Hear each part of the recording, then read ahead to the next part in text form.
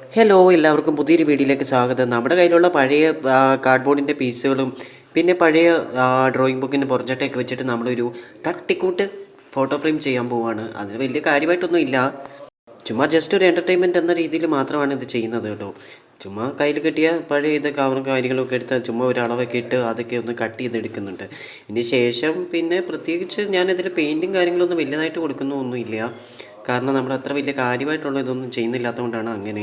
അപ്പോൾ അതെല്ലാം കട്ട് ചെയ്തെടുത്തിട്ടുണ്ട്. പിന്നെ ചെറിയൊരു കാർഡ്ബോർഡിൻ്റെ പീസ് നീളത്തിൽ കട്ട് ചെയ്ത് അത് 3 സൈഡിൽ ഒട്ടിച്ച് കൊടുത്തിട്ടുണ്ട്. ഒരു സൈഡിൽ മാത്രം ഒട്ടിച്ച് കൊടുക്കുന്നില്ല, കാരണം ആ സൈഡിൽ നിന്നാണ് നമ്മൾ ഫോട്ടോസ് അതിനകത്ത് ഇറക്കി വെക്കുന്നത്. ഇതിൻ്റെ അത് പ്ലാസ്റ്റിക് ഒട്ടിച്ച് കൊടുക്കണമെന്നാണ് വിചാരിച്ചിരുന്നത്, പക്ഷേ അത് കറക്റ്റായിട്ടുള്ള എനിക്കൊരു പ്ലാസ്റ്റിക് ഒന്നും കിട്ടിയില്ല. പിന്നെ കയ്യിൽ കിട്ടിയത് ഇത് മാത്രമായതുകൊണ്ട് നമ്മൾ കിട്ടുന്ന സാധനങ്ങൾ വെച്ച് മാത്രമാണ് ചെയ്യുന്നത്. കാരണം എല്ലാവർക്കും അറിയാം, ഞാൻ വേസ്റ്റ് മെറ്റീരിയൽസിൽ നിന്നാണ് കൂടുതൽ ക്രാഫ്റ്റ് ചെയ്യുന്നത്.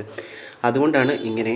കാർഡ്ബോർഡ് പുറച്ചിട്ടൊക്കെ എല്ലാം ഒട്ടിച്ച് കൊടുത്ത് എല്ലാം ഒന്ന് സെറ്റാക്കിയിട്ടുണ്ട്. പിന്നെ ചെറിയൊരു കാർഡ്ബോർഡ് പീസ് എടുത്ത് അത് ഇതേപോലെ സ്കെയിൽ അളവിലൊന്ന് കട്ട് ചെയ്ത് അതെല്ലാം എടുത്തിട്ടുണ്ട്. പിന്നെ അതിൻ്റെ പുറത്തെ ഇത് സംഭവം പൊളിച്ച് കഴിഞ്ഞാൽ ഒരു ഡിസൈൻ പോലെ കിട്ടുമല്ലോ, അപ്പോൾ അതൊന്ന് കിട്ടാൻ വേണ്ടിയിട്ടാണ് അങ്ങനെ ചെറുതായിട്ട് വെച്ചത്. പിന്നെ അതൊന്ന് പശ തേച്ച് ഒന്ന് ഒട്ടിച്ച് കൊടുക്കുക. എല്ലാ സൈഡിലും ഒന്നും ഒട്ടിക്കുന്നില്ല, 2 സൈഡിൽ മാത്രമാണ് ഒട്ടിക്കുന്നത്, കാരണം അതിന് മാത്രമുള്ള കാർഡ്ബോർഡ് പീസൊന്നും ഉണ്ടായിരുന്നില്ല.